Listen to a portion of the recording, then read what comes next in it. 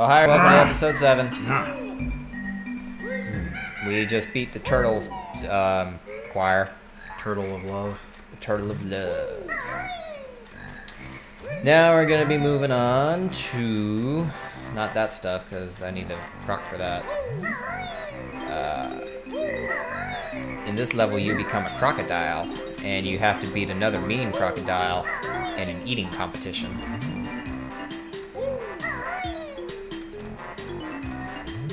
I like these guys. The golden crocodiles. Oh, I forgot a ninja. Need to get that too. Fuck you. Oh, that looks like the thing from Spyro. Is it? It looks just like the little Dingle Dam from Spyro. It might be a homage to it. I never really played Spyro that much. Played a little bit, but... I think this Spyro came out the same year as this. I don't know why they would pay homage to a Sony game. Yeah, I was about to say, that's on PlayStation. That's a game I played a lot growing up. From what I have played of Spyro, it is very fun. It is. I want them to remaster it for the current gen, because although it does look pretty good for what it is, it'd still be nice to have pretty graphics. See, this is actually really nice. This is nicer, a lot nicer than any of the Nintendo ports.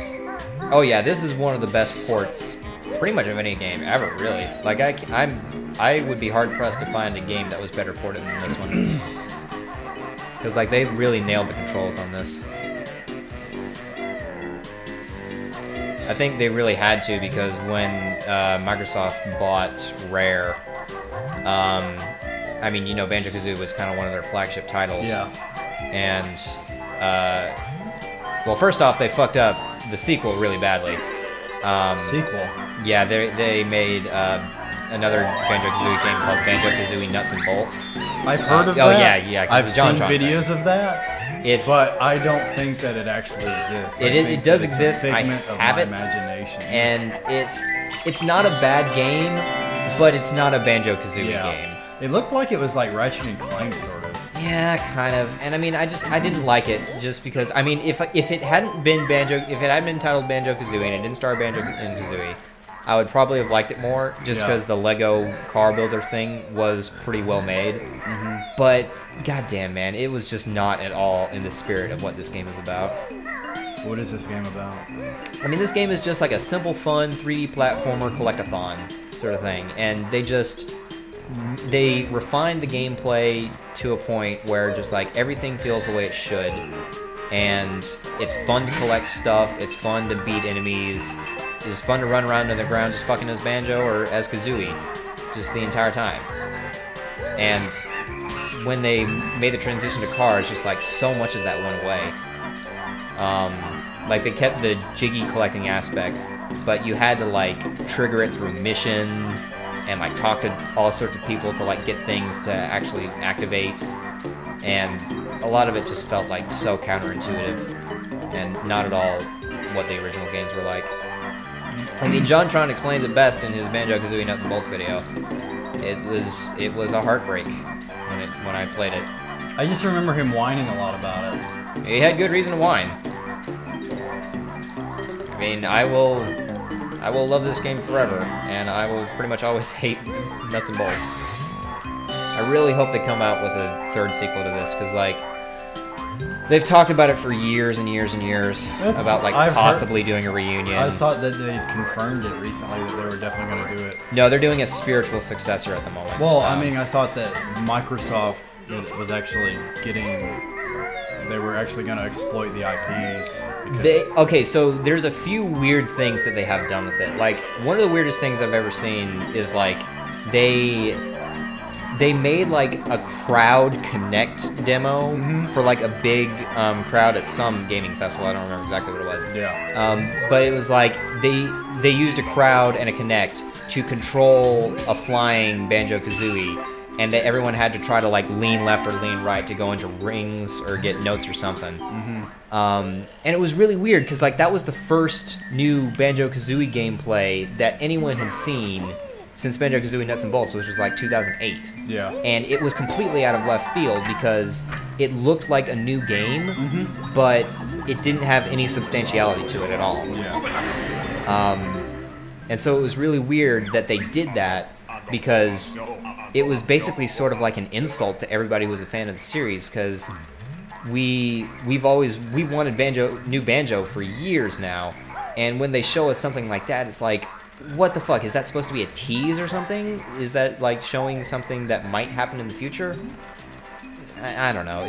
It was just a really weird sort of thing, and I didn't really understand why they did it. I still don't understand why they did it like that. Like, they could have made the skin be anything else besides Banjo-Kazooie, and it would have been just the same. But because they made it Banjo-Kazooie, it raises so many questions. Well, I heard that they were going to actually start making Banjo and Perfect Dark games again. Really? Recently, yeah. That doesn't seem like those two universes would fit at all. Well, I never played Perfect Dark, but... Well, I think it's a rare game. But, I mean, don't get me wrong, there's a lot of, like... They made, like, Perfect Dark Zero for the 360, I think. And everyone hated it because it was different. I thought everyone loved the 360. Oh, no, that was the N64 one. I got confused. Everyone loves GoldenEye. Alright, this part's pretty tough. Why? Because it's against Mr. Vile, the greediest croc in all the game. First, I just have to eat more red Yumblies than him. So I'm gonna do that. And this one, and this one, and then that one, and that one, and that one. You see where this is going. Yeah, I remember this from Grumps. I've never actually played this part though, so...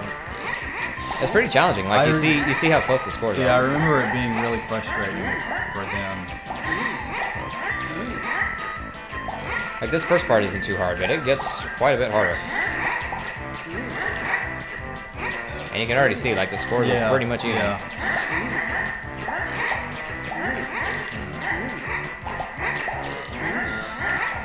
Okay. There's not really a whole lot to talk about in this section. It's just kind of the same thing for a little I know, while. I'm just staring at the screen in awe. Fuck you. Feeling Fuck very you. hot. Yeah, I don't know. Very- It really does like a feel... sauna in here. It does feel even hotter than usual. Yeah. It's because I'm in here. Exactly, yeah, I knew you were going to make that joke. But I turned my heater off, too, so Yeah. I don't know why it's still Probably hotter. because it's just warm outside. It might have something to do with, like, my computer... Everything being on at the same time. Yeah, everything being on, and, like, my computer probably runs a little bit hotter than normal when I'm recording, so... Anyway, this is pretty much a completely enclosed room. Oh, that's a huge-ass telescope over there. Oh my god. You're just now seeing that? Big telescope. It is a big telescope. That is big. And it is sexy. It's a big black telescope. It's basically a big black dildo dick. I call it the sky dick. You know, I wasn't going for that, but at You the same absolutely time I was. I totally wasn't thinking about penises, but I mean... when I in was Rome- thinking about penises. When in Rome. You know, if I were in jail, I'm not saying that I would have sex with other men, but when in Rome, Rome being jail. Rome being jail. Only thing about that telescope is that it's a little bit hard to carry around. But It looks pretty big. yeah, it's so- about 50 pounds. But it How really... do you carry it around if it's 50 pounds? If it's half of your weight under? I mean, I'm not a total weakling. I'm just mostly, you know. But it is pretty awkward to carry. And Well, your dick helps counterbalance the weight. 'cause Oh, you throw it absolutely. over your shoulder. and I just get an erection, and then I'm good. What was that ninja sex party show? Everyone shut the fuck up, I have an erection. Yeah. I'm not sure if I watched the video for that or not. I was going through some NSP videos the other day, and I saw love the some NSP. I saw the thumbnail for it. Did you see the most recent one? I did, but I don't remember anything from it. Oh, I thought it was great. I feel like I Bangladesh. Yeah, that's what I remember. I feel I'm like gonna lose their this more one. recent stuff isn't. Ooh, it's a tie. Their more recent stuff isn't as charming as their original stuff. Like I didn't watch a lot of their older stuff. their older stuff is amazing. I'm sure it is. I just haven't bothered to go back Like and watch it. I just want to dance. Does Ninja Brian ever talk in any of the other older ones? He's in them as himself, like out of costume and stuff. But like he Come on. was in this one as the weatherman. Yeah. But oh, he is in the No Reason Boner video. He plays the mailman and he says, "Hi, I'm the mailman." And, Oh, that's cool. "Hi, I'm the zookeeper." I think that's him. It might be Dan doing the voice. I like his Twitter. Oh yeah, and I like the Ninja Sex Party Twitter as well. Yeah, I think it's both. They're both run by Yeah. Ninja Brian. Nothing but sex jokes and boners. Yeah, and if you eat the wrong one, you get like a cough for a few seconds. Frozen in place. When you take a big lungful of the Mary Jane. Haha, fuck you.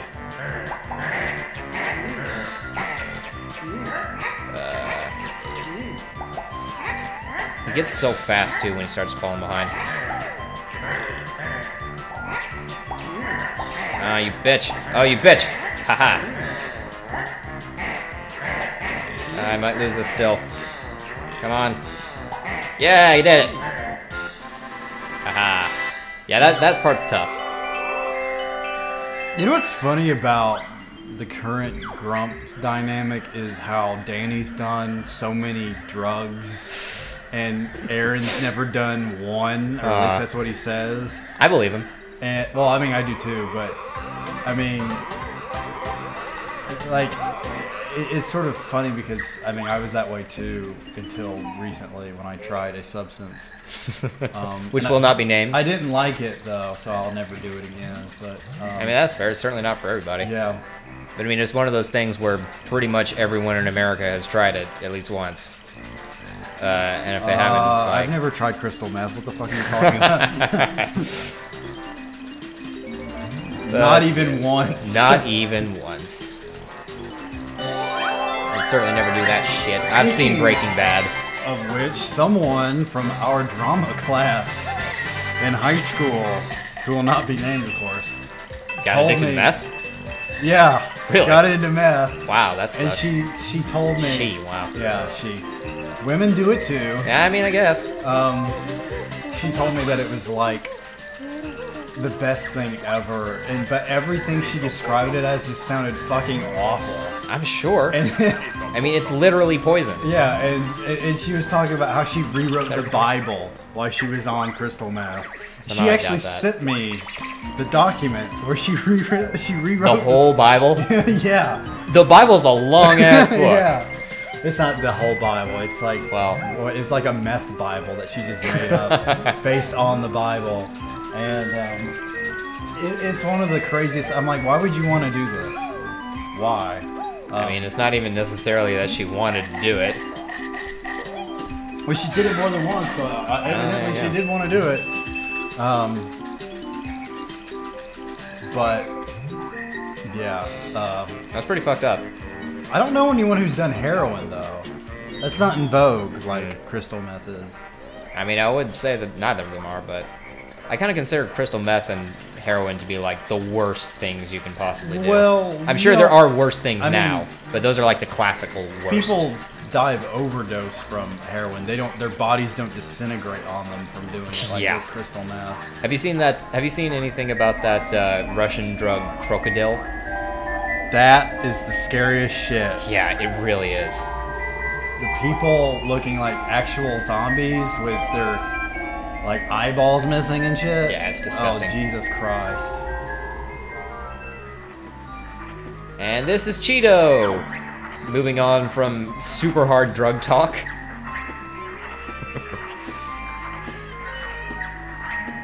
He gives me cheats that I can use in the Treasure Trove Cove level to get more stuff. Some people think that Cheetos are drugs. I mean, some people would consider snacks to be, so. I have read stuff of like people are considering nowadays more and more that sugar is kind of a drug. Because like you can absolutely become dependent on sugar. It makes me feel good. I some mean, of the time. yeah. I mean, and what else do you use to describe a drug? Definitely, you know. But we like people live on caffeine. Yeah. I mean, caffeine's absolutely a drug. And I mean, I guess you could consider pretty much anything being a drug. It's like using the term chemicals. Yeah. Because like everything is a chemical. yeah, definitely. And if you would consider a drug to be like something that alters, Causes a chemical reaction. yeah, causes a within chemical your brain. reaction and alters some part of you Yeah. in some way. I mean, that would be literally just about anything, even food. Because I mean, food is just kind of a fuel, but it's something that changes your body. Have you heard about people comparing sitting down for long periods of time to smoking?